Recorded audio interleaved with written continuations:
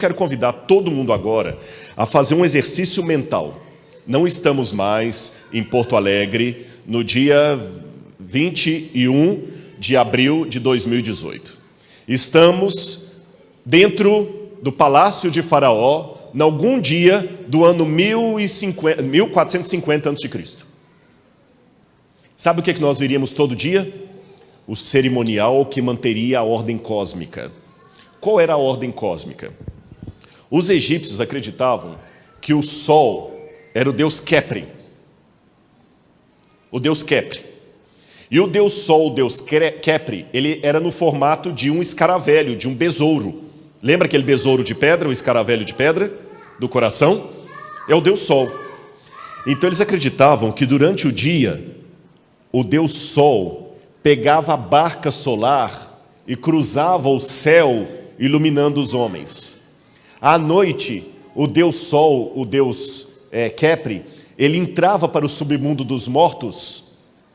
Por isso que ficava escuro, que ele estava no mundo dos mortos, morto, mas ele ressuscitava na manhã seguinte e andava com a barca solar. Muito bem, só que quando ele passava por baixo no submundo dos mortos, havia um Deus tão mau, que ele fazia guerra para matar Khepri. Esse Deus chamava-se Apófis ou Apep, a serpente do mal. Essa divindade ela é tão má, que no Egito nunca se encontrou um culto a ela. E esses povos sabiam que o arqui-inimigo dos deuses, porque eles eram politeístas, era uma serpente chamada Apep, que também é traduzida como um velho dragão do mar. E essa serpente Apep, o dragão do mar, é a representação de todo o mal. Aí você vai virando, até chegar no Apocalipse, o dragão, a antiga serpente, a besta que sai do mar, o Leviatã do livro de Jó, né? Aquela coisa toda, o grande inimigo. E ele tenta matar o deus Khepri. A batalha lá embaixo é tão grande que até Set, que é o deus das trevas, se une a Khepri para ajudá-lo na batalha. E tem um outro deus, uma cobra, que é a Mehen. Está vendo ali dentro da casinha do deus Set? Tem uma cobrinha. Aquela cobra é do bem. Até ela ajuda na batalha. E a grande Apep está aqui fora. Está vendo a cabeça dela aqui fora? À direita aqui, ó. Essa é a barca solar. Aqui de novo você tem o deus Set, o Khepri ou Horus sentado ali, que é o sol, e ele matando a serpente. Então quando ele mata a serpente, o barco consegue renascer e eles atravessam. Para os egípcios, um período de nublado, embora não chove no Cairo, mas lá no norte sim, um período nublado de chuvas era medo, porque significa que Khepri estava morto. Um eclipse para eles, a escuridão, é o fim do deus Khepri, o maior deus do panteão deles, o deus dos vivos, o Horus. Então todos os dias, para garantir que a batalha fosse vencida, o que acontece? Os deuses do Egito todos entravam no barco, todos os deuses do Egito entravam no barco e ajudavam Khepri a derrotar a grande serpente.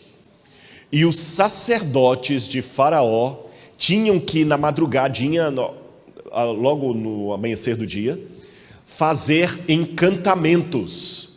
Eles pegavam a serpente, faziam de argila, colocavam no chão, cuspiam nela, quebravam, batiam com o pé sobre ela, quebravam, cuspiam, pronunciavam o nome verdadeiro dela, e assim os sacerdotes de Faraó garantiam a vitória do Deus lá embaixo. Entenderam isso? Agora, qual é o grande poder que faz Aliás, eu queria mostrar isso aqui. Esse é o deus Set, na forma de um gato, matando a serpente que está impedindo o caminho da árvore da vida. Isso é egípcio. Vocês verem como é que a revelação que Deus deu a Adão realmente foi mais do que bíblica. Lá a serpente acorrentada, porque eles acreditavam que haveria um tempo em que a serpente seria finalmente acorrentada. No Apocalipse você vê lá o dragão foi colocado sob cadeias.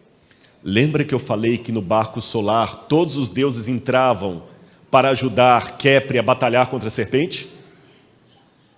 O faraó ficou desesperado, porque aquilo que a vara de Moisés engoliu era justamente o cerimonial que eles precisavam ter durante a noite para permitir que o Khepri pudesse vir. Mesmo assim, Faraó foi duro, não aceitou. Teimoso, síndrome de Deus, como muita gente tem até hoje. Resultado, no dia seguinte, vieram as pragas. E por que as pragas? Se você olhar na Bíblia, cada praga atinge em cheio uma divindade egípcia.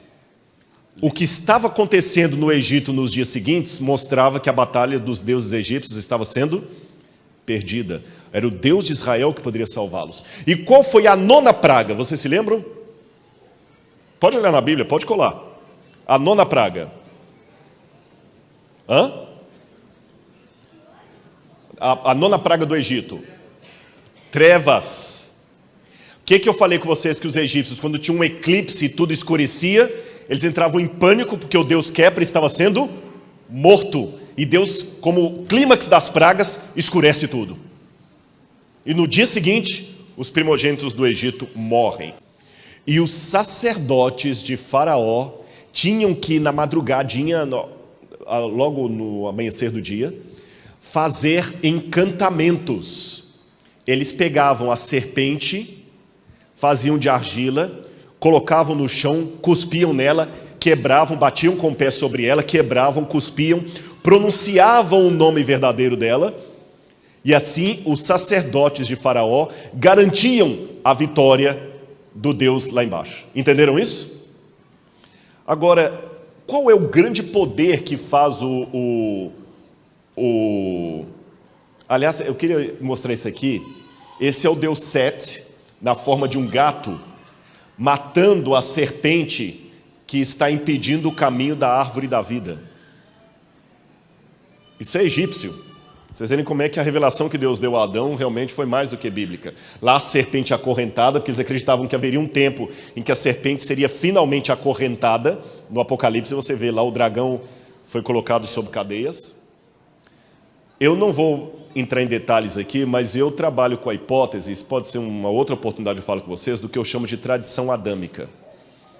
O que Deus revelou para Adão passou para os filhos deles, e as culturas pagãs pegaram a revelação de Deus, só que eles acabaram falsificando, mas até brincar aqui do dinheirinho falso, o falso imita o verdadeiro.